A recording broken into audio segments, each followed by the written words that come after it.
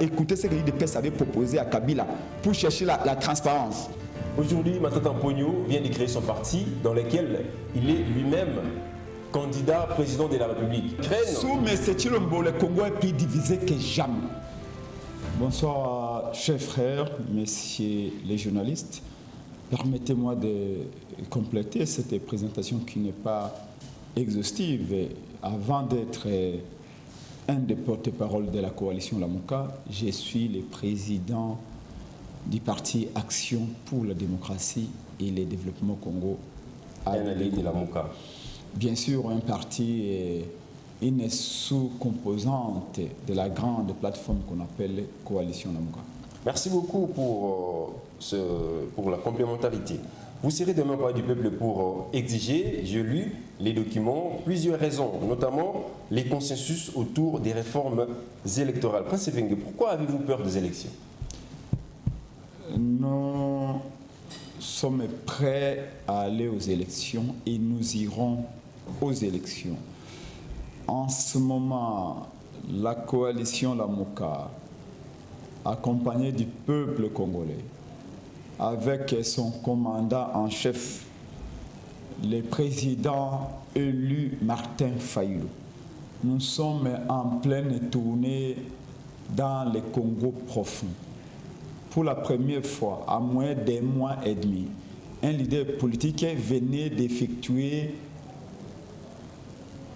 4 visites dans 4 provinces du Congo. Nous étions dans la province de la Mongala, dont le chef-lieu est Lissala.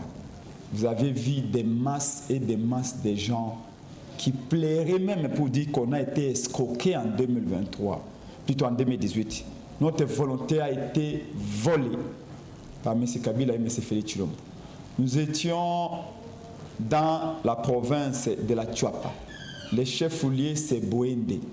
Vous avez vu comment le président élu Martin Fayulu a été accueilli comme un roi, malgré les pièges, les stratégies de démobilisation de l'Union sacrée. Martin Fayulu a été accueilli triomphalement avec la. Mais les marches n'ont pas été Nous étions dans les mêmes mois dans la province de l'Équateur, en Mbandaka. Vous avez vu dans la ville de Mbandaka comment les mamans de Mbandaka pleuraient, sont venus laisser les désidérata auprès de celui qu'ils avaient élu. Et tous ont dit, Martin Fayulu, notre vote a été escroqué. Nous, la population de Mbandaka, on a une revanche à prendre. La seule chose que nous exigeons, c'est que cette fois-ci, que les élections soient transparentes. Nous étions dans la province de la Kwango à Kenge, vous avez vu, bientôt c'est les grands Kasaï. Et donc, personne n'est mieux préparé aujourd'hui à aller aux élections que le président élu Martin Fayulu. Vous savez, Félix Tshilombo, pour aller au Kasaï, comme il a dit chez lui, il a fallu qu'il envoie tous les députés de l'Union sacrée, tous les ministres de l'Union sacrée préparer son arrivée. Parce qu'il a même peur de mettre ses pieds en Bougimaï. Et donc, Martin Fayulu n'a pas de ministre envoyé en province, mais quand il y va, naturellement, ceux qui l'ont élu en 2023, ceux qui comptent les réélire, plutôt ceux qui l'ont élu en 2018, c'est là qui comptent lui réélire, lui refaire la confiance en 2023, viennent massivement. Donc, nous sommes prêts pour les élections. Seulement, nous disons, le peuple n'a pas confiance à l'arbitre. Nous voulons qu'avant que le match ne commence, que les règles du jeu électoral soient définies et acceptées par tous, pour qu'on ne siffle pas un penalty en dehors du carré ou de la surface de réparation. C'est la seule chose que nous exigeons, et ça fait 3 ans que nous exigeons cela. Réforme électorale, ça fait 3 ans depuis le mois de mai 2019. Parlons de l'arbitre. Vous faites allusion à la CENI, à la Cour constitutionnelle, mais est-ce que les consensus autour des questions électorales vont faire en sorte que Kalouba ne soit plus président de la Cour constitutionnelle? Mais il faut un consensus. Le consensus nous aidera à mettre des personnalités à la tête des institutions qui soient neutres. Ou est-ce que vous savez que Malunda est plus expérimenté que Kadima? Mais cette question appartient au passé. Je vous révèle. Les choses évoluent. Toute évolution n'est pas un progrès. En 2006, Lambert Mende nous avait dit qu'on a évolué. En 2011, quand Papa Étienne Tshisekedi Mulumba a prêté serment dans sa chambre à coucher,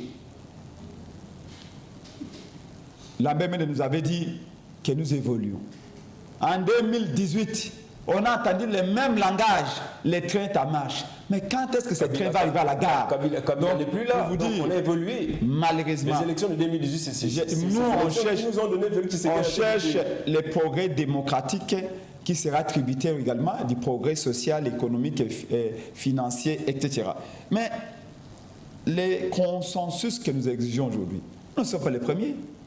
Après le chaos électoral de 2011, l'IDPS, actuellement au pouvoir par la fraude, avait exigé également un consensus.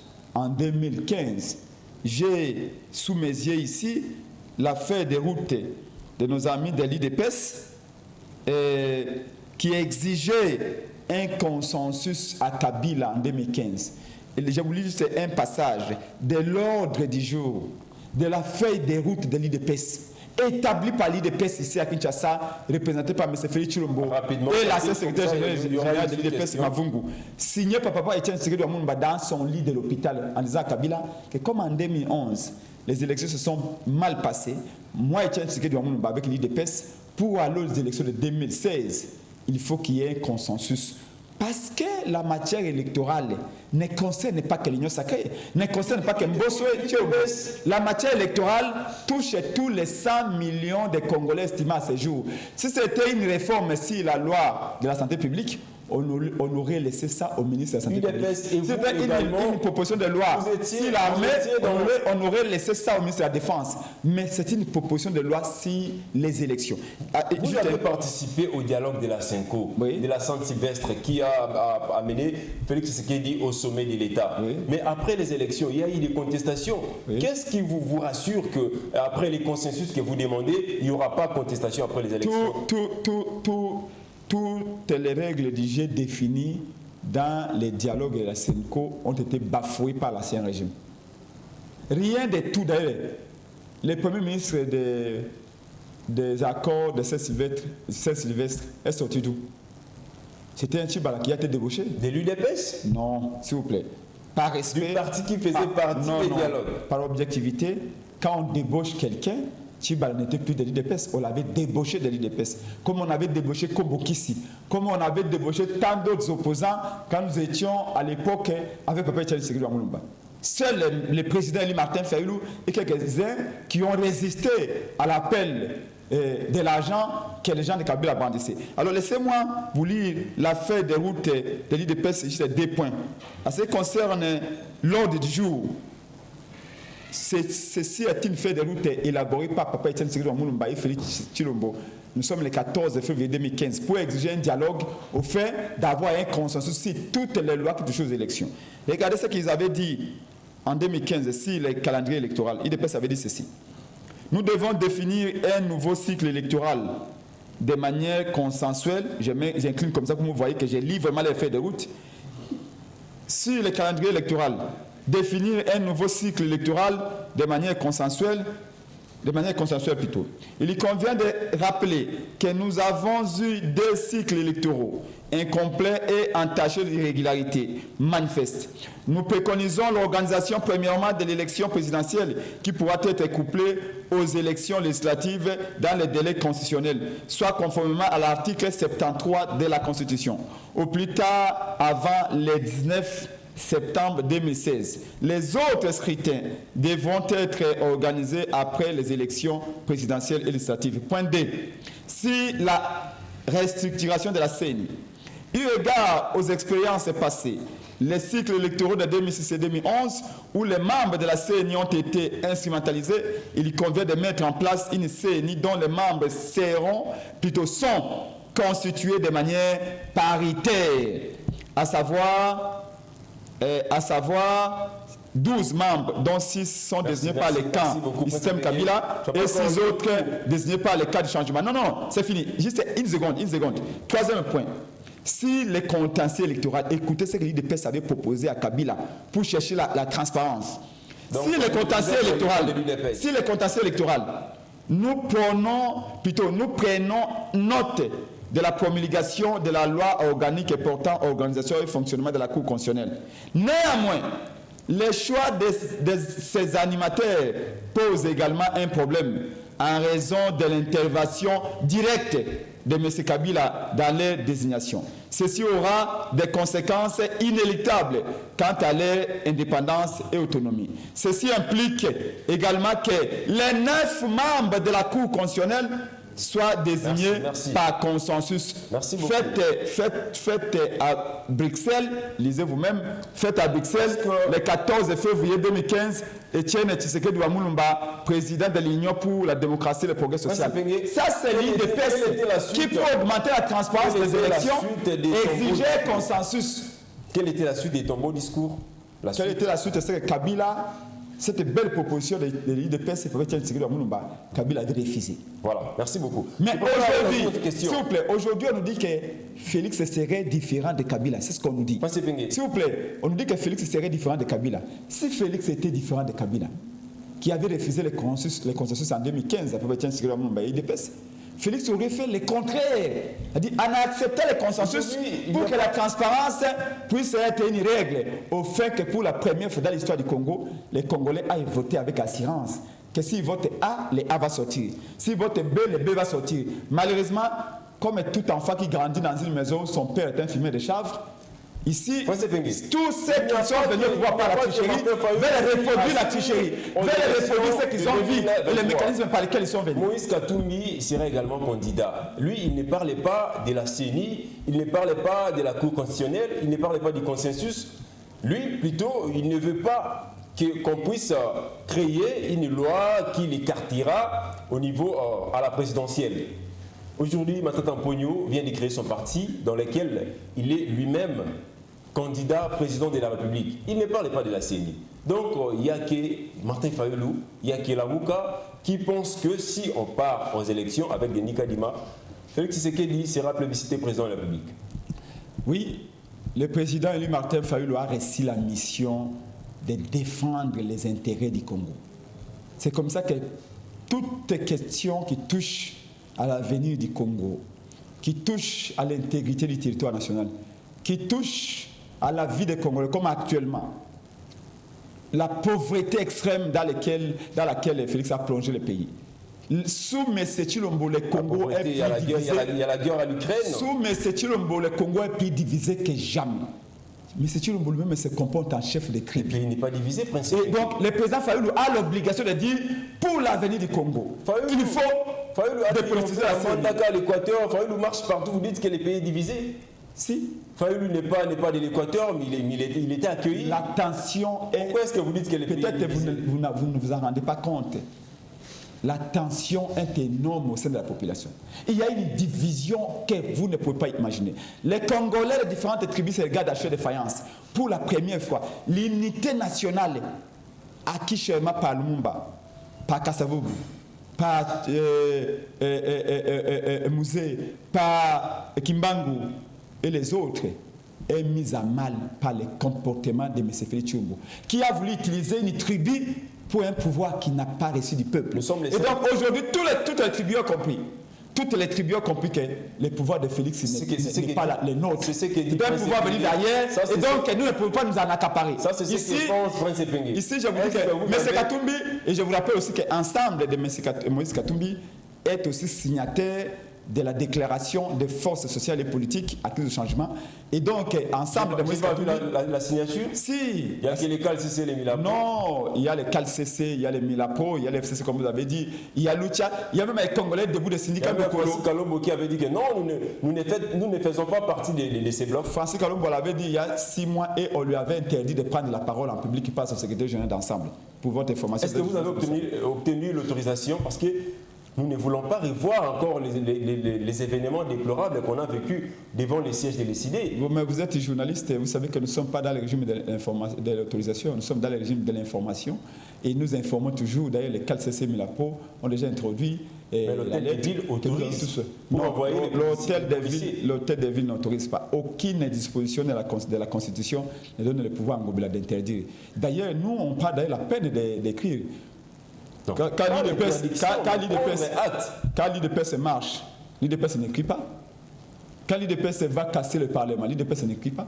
Mais nous, on écrit. Vous parlez de la répression des militaires de l'ECD et des militaires de mon parti de Congo. C'est ce qu'on ne veut pas voir. Et c'est qui on a tiré dessus à balles réelles. Un jour, il y aura des vrais juges dans ce pays, une vraie justice, et tout le monde comparaîtra parce que l'État ne fasse pas les crimes. Donc, je voulais vous dire que c'est vendredi, venez devant l'Assemblée nationale, dans ce grand sit-in où il y aura des milliers d'étudiants, des jeunes et vieux, pour dire que l'avenir du Congo est menacé. Est-ce que vous vous rendez compte? Vous vous rendez compte? Papa, 41 ans, Prince Pengue, 42 ans, vous voulez que je laisse l'avenir de mes enfants et les miens, l'avenir des millions de Congolais que j'ai rencontrés à l'intérieur, toutes ces foules qui viennent nous accueillir avec le président Martin Fayulu, vous voulez qu'on laisse l'avenir de ces jeunes-là entre les mains de Mbosso? Mais vous n'êtes pas sérieux. Mais Mbosso, il est là. Mbosso a son avenir derrière lui. 5 ans. Mbosso est un homme du passé. Mbosso n'est pas là éternellement. Il y aura quelqu'un après Mbosso. Mais les lois que Mbosso est en train de voter à l'Assemblée nationale sont en train de compromettre les intérêts du Congo. Vous avez des députés au niveau de l'Assemblée nationale. Messieurs, pourquoi ils ne veulent pas discuter autour de cette loi? Pourquoi c'est vous qui dites? Je viens de vous lire ici cette feuille de route de l'UDPS réclamant le dialogue avec Kabila en 2015 pas pour le pouvoir, mais pour réformer la CNI. Ici, l'UDPS ne demandait pas le pouvoir. L'UDPS a formulé cette demande ici, alors qu'elle savait pertinemment qu'en 2015, le 14 février 2015 précisément, Kabila avait aussi sa majorité au Parlement, Kabila avait aussi sa Cour constitutionnelle, Kabila avait aussi son gouvernement, mais malgré cela, l'UDPS disait que tout doit se faire en dehors du Parlement. Donc, à ce moment-là, vous me dites... Vous serez d'accord avec moi qu'à l'époque, l'IDPS était folle. Donc nous aussi, nous sommes des fous. Mais ce n'est pas le cas. C'est vous qui l'avez dit. Parce que ça s'agit des élections. Il faut que l'on discute ensemble. De l'RDC, dans l'histoire des manifestations, les RDC, l'Église catholique a toujours pesé de son poids aux côtés des politiciens. D'ailleurs, celle du 16 février 1992, c'est un bel exemple. Aujourd'hui, après avoir écouté les propos récents de Monseigneur de l'ancien Cholet, où il a dit clairement que les opposants arrêtent de se cacher derrière l'Église et qu'ils prennent leurs responsabilités en main. Vous êtes sûr de réussir sans eux? Nous venons de Mbandaka, vous avez vu une foule immense, un tsunami, une véritable avalanche populaire en Mbandaka. Une curiosité. Cholet était là-bas. Ils n'ont jamais vécu Martin Fayulu, non, qu'on parte voir Martin Fayulu. Martin Fayulu était pendant la campagne en Mbandaka, non? Au Bossalita ou à Matsaka et na Chipoy. Nous sommes dans la Mongo, chez nous c'est Tipoy. Ce n'est pas n'importe qui monte sur le Tipoy. Il faut être un chef, un notable, pour que la population de l'Équateur vous mette là au-dessus. Vous savez qu'à Butembo, c'est un agneau, c'est qu'on a amené pour que Martin Fayulu puisse circuler dans la ville. Ce sont des symboles de la puissance, de l'amour du peuple et de l'acceptation. Est-ce que nous étions à l'Issala dernièrement? Nous étions avec M. Cholet. Nous étions avec les catholiques. Certains disent que la Mouka cherche les dialogues pour se faire la santé financière. On a commencé par nous dire... Chercher de l'emploi. Mais l'UDPS n'a pas besoin de dialogue parce qu'elle a retrouvé la santé financière. Donc l'UDPS, c'est un exemple de la Mouka. Non, parce que les 80% des cadres de l'UDPS étaient à pied. Aujourd'hui, ils ont des TXL. Ils sont au pouvoir. Donc le pouvoir, c'est là où on vole l'argent. Demain, au pouvoir, après c'est un ministre. Vous admettez, vous n'avez pas quand même roulé moto. Vous conservez que quelqu'un qui était à pied pendant 37 ans de lutte et en 3 ans, il a son salaire. À 3 ans de pouvoir, a une Jeep de 120 000 $. Il a son salaire. Ce salaire peut être de combien? Pour les consacrer entièrement à une voiture qui coûte 80 000 $. Pour avoir un immeuble de 10 niveaux. Après 3 ans de pouvoir, le régime de M. Félix Tshilombo n'est pas différent de l'ancien régime. D'ailleurs, si vous ne prenez que les 3 ans qu'il vient de faire au pouvoir, c'est le régime le plus corrompu de toute l'histoire du Congo. Et les preuves sont là. Vous estimez ça à quoi? Mais je vous dis, chaque matin, on se réveille avec un détournement. Le dernier en date, c'est ce monsieur ici de l'UDPS qui a été accusé d'avoir détourné plus de 245 millions de $, le ministre d'Hydrocarbures. Mais par ordre de M. Félix Tshilombo, il a fait sortir du cachot et l'affaire est terminée. Mais où est l'argent du peuple? Personne n'en parle. Monsieur Prince Pengue, la Mouka, le présidium de la Mouka est composé des Nouvel Élan et les CID. Est-ce que les partis d'Adolphe Mozito prendra part à cette marche demain? Bien sûr, Nouvel Élan sera là. Mais la Mouka, il n'y a pas que Nouvel Élan et CID. Regardez-moi. Les présidiums. Oui, bien sûr. Présidium, c'est le président élu Martin Fayulu et le président Adolphe Muzito. Le présidium sera ouvert, ça c'est clair. Prince Epenge est un leader confirmé, ça fait quand même 18 ans de combat, Prince Epenge, où je suis resté constant, droit. Malgré les sirènes de l'ancien régime. Donc vous nous informez que vous serez récemment non, aussi. Je vous dis, le présidium a vocation à être ouvert. Parce que dans ce combat, on a besoin même du plus petit que soit. Pour gagner, il faut qu'on soit plus nombreux, il faut qu'on soit ensemble. Donc la MOUCA continue à recruter, il y aura qui viendront, qui entreront dans ce présidium-là. Mais la MOUCA, c'est plusieurs partis. Parce que certainement, la MOUCA a donné au Congo les présidents de la République. La MOUCA a un cadre. La MOUCA a donné au Congo les présidents de la République. Le président de la République qui s'appelle Martin Fayulu. La MOUCA a un cadre et un leader important qui s'appelle Adolphe Muzito. La MOUCA a aussi un leader important qui s'appelle Prince Epenge. Et donc, la MOUCA a un parti fait déjà son quinquennat. Mais tu sais que le pouvoir peut bien se transmettre, comme Kabila l'a transmis à M. Félix Chilombo, de manière quasi monarchique et frauduleuse. Mais la légitimité ne se transmet pas. La légitimité réside à Martin Fayulu. Mais c'est le tapis rouge qui a été donné à Félix. Et aujourd'hui, vous avez vu comment est-ce qu'il a été de tournoyer, comme disait Kofi Olomide, faire les ronds-points. On nous signale que ça nous reste quelques minutes, Prince Epenge. Il nous reste 2 questions d'actualité. Rapidement, les bilans du gouvernement Sama Lukonde qui venait de totaliser 1 an. Bilan positif, négatif?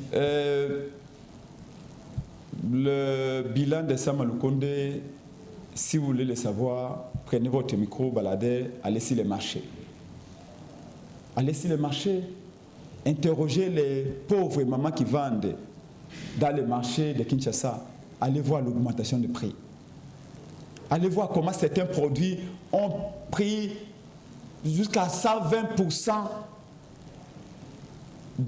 d'augmentation. Et les bilans de Sama Lukonde, c'est l'état de siège qu'ils ont décrété qui a occasionné maintenant, nous sommes à Aujourd'hui, il y a la flambée du prix du carburant, mais le gouvernement a reçu quand même de maintenir les prix. Ici, en RDC, vous ne parlez pas de ça. Mais comment ça, maintenir les prix? Aujourd'hui, il y a la gratuité, vous ne parlez pas de ça. Nous achetions 1 litre de l'essence à 1880. C'est 2100 francs. Nous sommes arrivés à 1900. Nous sommes arrivés à 2000. Et 2000, là, nous sommes à 2100, 2150. Vous me dites que là, ailleurs, ce n'est pas comme ça. Il faut quand même aussi accepter. Ailleurs, c'est quoi? Faut aussi accepter. Ailleurs, ça veut dire quoi? Mais ailleurs, on mange bien, non? Pourquoi vous ne mangez pas bien? Quand vous parlez d'ailleurs, dites aussi qu'ailleurs, on mange bien. Ailleurs, on ne tue pas des gens. Ailleurs, il n'y a pas eu en une année 2980 morts comme en Itourie. C'est la situation. Allez-y, continuez d'avoir la situation qui fait que Tshisekedi a trouvé. Non, c'est les compétences de son régime Prince Epenge, qui a mis le Congo dans cette situation. Prince Epenge, il y a également les propos tenus aux États-Unis par l'inspecteur général de l'IGF. Un propos qui fait couler encre et salive. Quelle est votre réaction par rapport à ces propos qui beaucoup jugent insultants vis-à-vis de la population de l'Est du pays? Dire insultant, c'est un euphémisme. Alinguet est un traître. Alinguet pourrait même être complice des ADF et de tous ceux qui tuent à l'Est. Comment un Congolais, à cet âge-là, il a des cheveux blancs, Alinguet. Il a une tête qui fonctionne. Il est en pleine possession de toutes ses facultés mentales. Et il va aux États-Unis. Devant 3 ou 20 Américains, il dit au Congo, il n'y a pas la guerre. Et que tout ce que vous voyez là, à partir des États-Unis, nous aussi au Congo, on ne voit ça qu'à la télévision. Autrement dit, c'est un peu comme on disait que le génocide rwandais n'a jamais existé. Mais vous avez mal exploité. C'est un peu comme on dit, c'est un peu comme on pourrait dire que le génocide, par exemple, les Juifs n'a jamais existé. C'est grave. Alors que nous savons que ce sont des faits à condamner. Le génocide rwandais est un fait qu'il faut condamner.